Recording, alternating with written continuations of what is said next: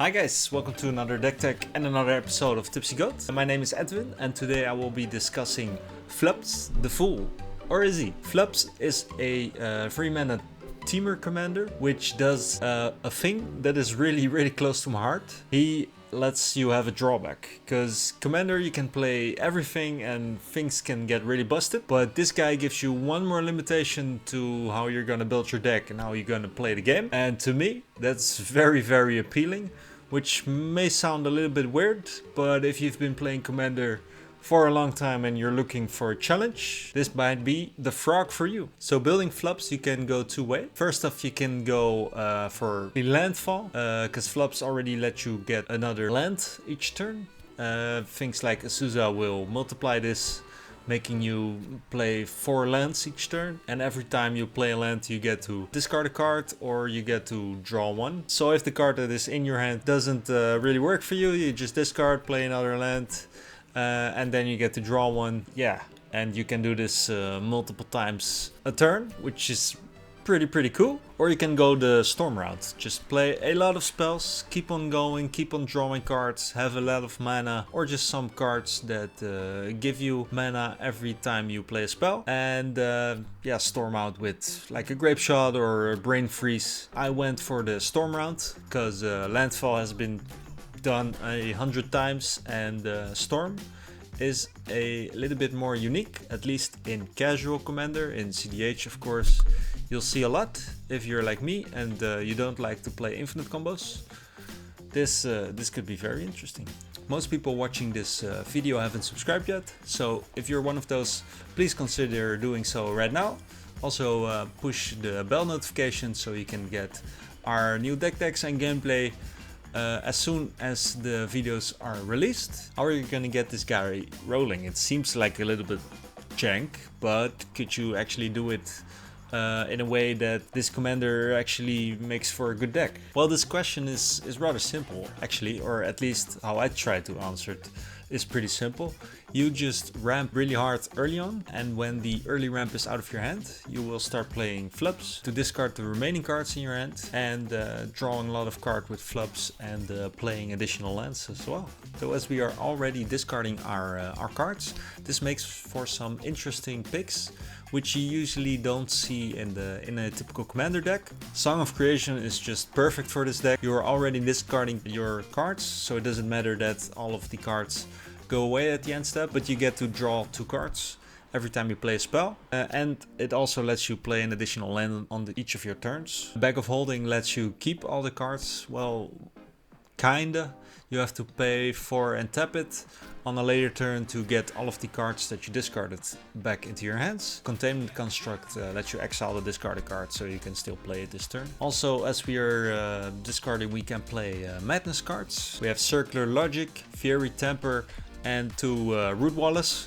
They don't seem that fancy, but as they are actually 0 mana, they let you discard your hand even quicker, because they are still a cast trigger. So you play a card, you discard the Root Walla, you play the Root Walla, and you discard another card. Usually discarding is not a good thing, but yeah, you can get them back with Bag of Holding or Containment Construct, or just yeah, discard them and draw more cards faster with Flubs. Chatterstorm is just to build a big board, which helps with some triggers. If you want this to be your main goal, you can add things like Impact Tremor to finish your opponents off. I just do it to have a lot of blockers. Like if you can do a Chatterstorm for 5 blockers, that would be pretty good. So Brain Freeze with the Underwood Breach is my main goal. Cast the Underwood Breach with a Brain Freeze, keep it going on yourself to mill yourself basically. Somewhere in there you have to find a Mana Geyser or just more ramping with Soul Rings and additional land triggers. Finally cast the Brain Freeze to kill your enemies off, or a Grape Shot if they are already pretty low. So this deck has way more card draw and ramp than you usually would play. We have 15 pieces of card draw. We have 20 pieces of ramp, which is our main thing in this deck. We have a little less removal as we are a combo deck.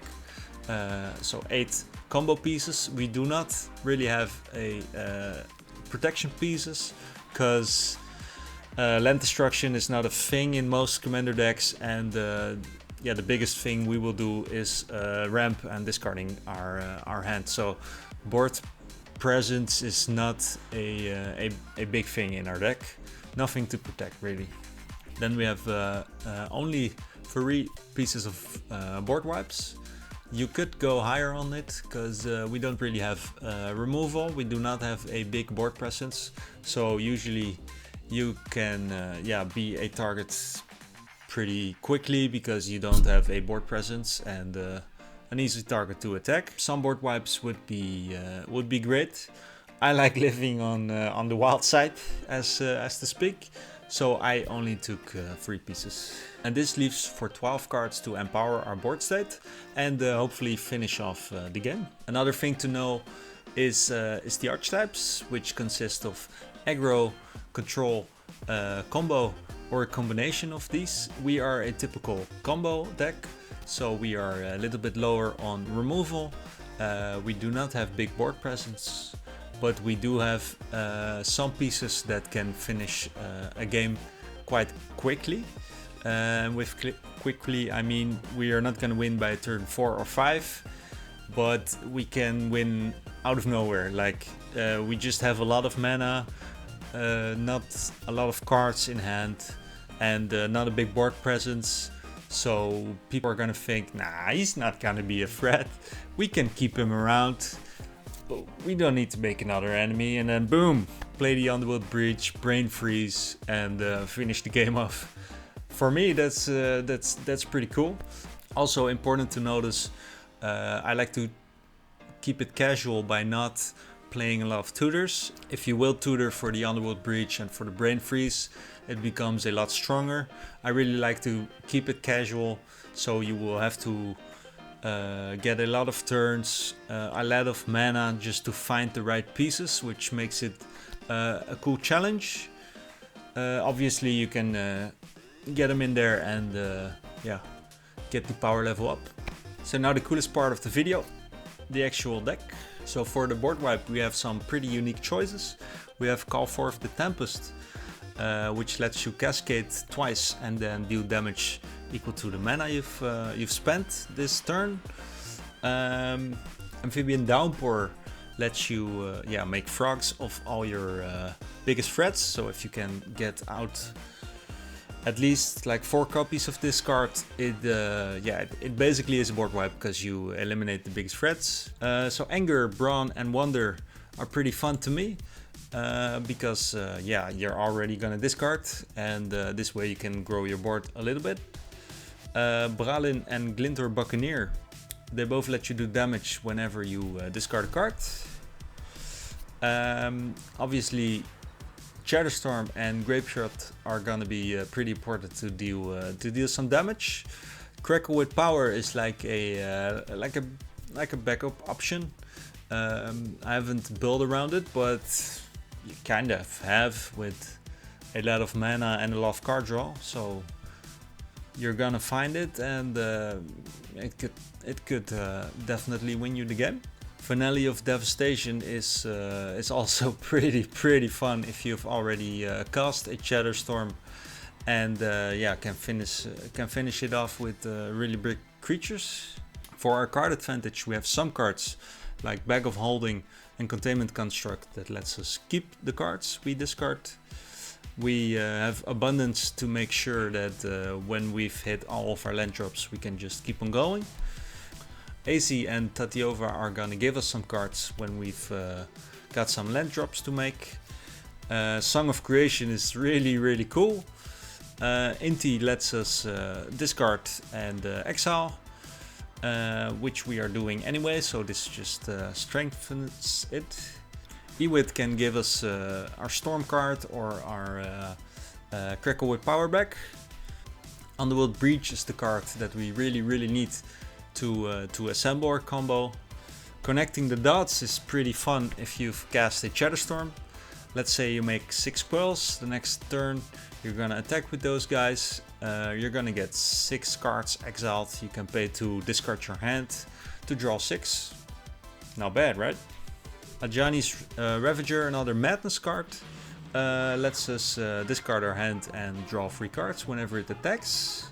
For our lands, obviously we have 3 colors, so you need a lot of fixing. So yeah, just try to keep your basics down. That way you're going to be sure that you're going to hit all of the colors you need. With landfall, you do need a lot of basics. So I still have 14. I could probably go to 20 as well. Because we are going to play lands from graveyards. So the ramp is pretty big in this deck. We have a couple of cards that will make sure that we get to, let's say, 5-6 mana.